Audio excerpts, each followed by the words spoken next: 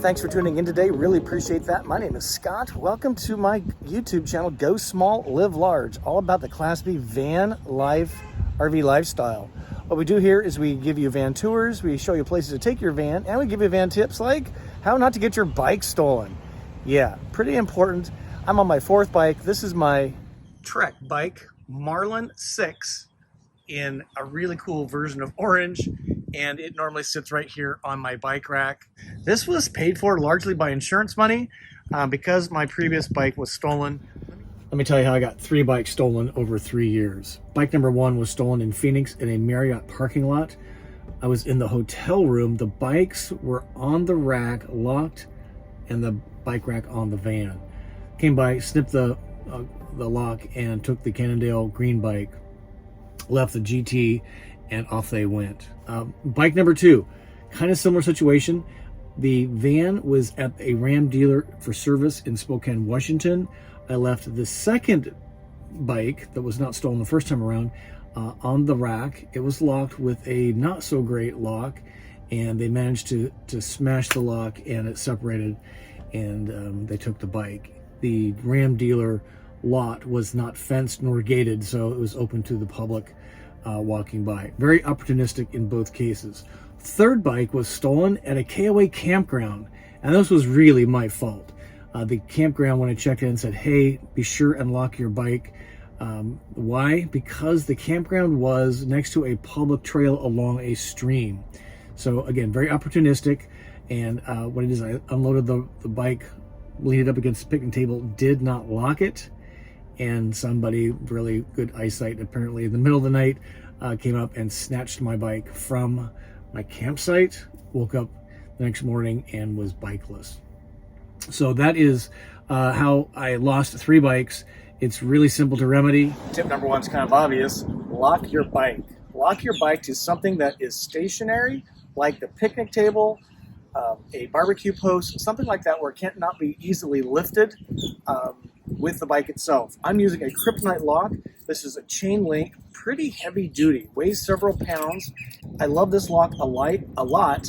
It's keyed to enter and get the lock on and off the bike. My only problem is it's pretty short, so you need to be really close to where you're going to lock it, but it's really pretty secure. It'd take a pretty serious grinder, saw blade type thing to get this off the bike. So I feel pretty confident on this. This is much better than what I had been using previously. Number 2 tip is if I'm going to be out of the van from overnight for a duration of time, I take my bike and I put it into a structure. For example, in Phoenix, when I got the bike stolen the first time, what I should have done is taken the bike off the rack and put it in the hotel room. Did not do that. And that would be my recommendation now. If I am in a sketchy area and I'm not spending the night in a van, what I do is I take the bike and I bring it into a interior facility. Hotels often will let you store the bike during the duration of your stay at no additional charge in the baggage room. And in cases where I've done overnight parking for an extended flyaway situation, what I've done is bring it into the storage facility and have them keep the bike overnight locked inside their facility, so it can't be easily taken by staff, but I haven't had a problem. Always take a picture of where the bike is, claim check, so there's evidence that the bike was in their facility and locked and safe and secure. And my third tip is, obviously, lock the bike in the rack on the van. But there's a little bit of an issue with this, and let me show you what this is about. This is this little guy here. This is a lock thumb screw that locks the rack to the bike. What in the heck am I talking about? Let me show you. So this is the bike rack that came with my Winnebago Travato. The funny thing is, these are just thumb screwed on to the rack to the van right here.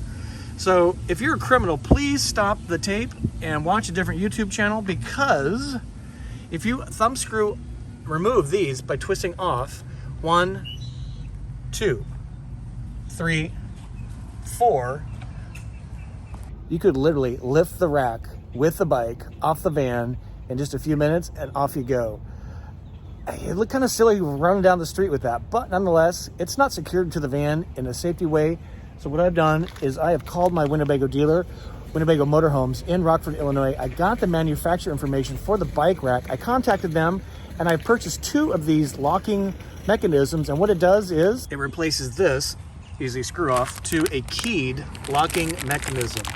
Now, I'm not sure if Winnebago is including this now. I have seen it on ladders, which is the same thumb screw, and I have seen this locking mechanism used here, but I haven't really seen it on bike racks. So the irony is, it's a pretty expensive bike rack carrying pretty expensive bike, and somebody can walk off with it fairly easily. So I'm replacing this with that. That'll be a separate video, but that would be my tip, is lock it to the rack.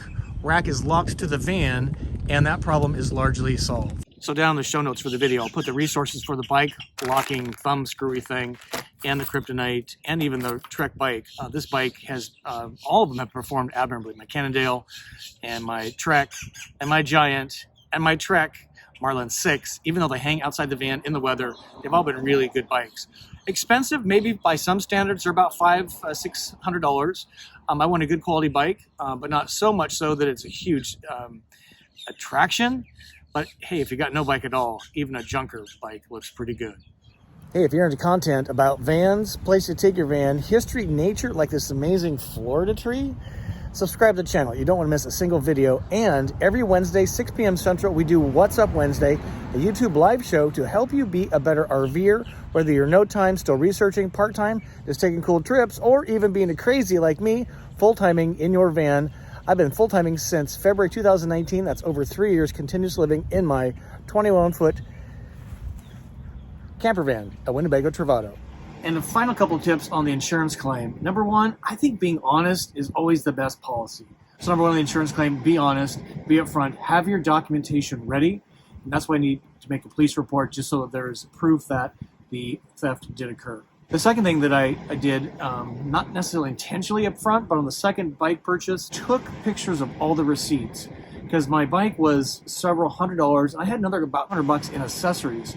So because I had the documentation of the date, the purchase, the price, and I could send that as a PDF to Progressive, there was really no questions how much my loss was, and that really helped make my case for the claim. So that's what I have for you.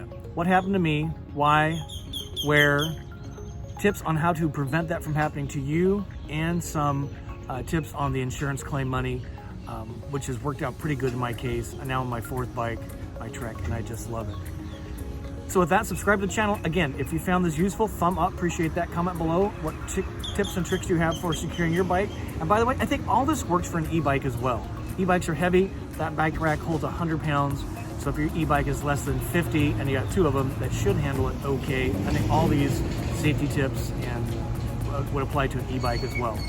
Until we see you soon, I wish you to journey on. See you later.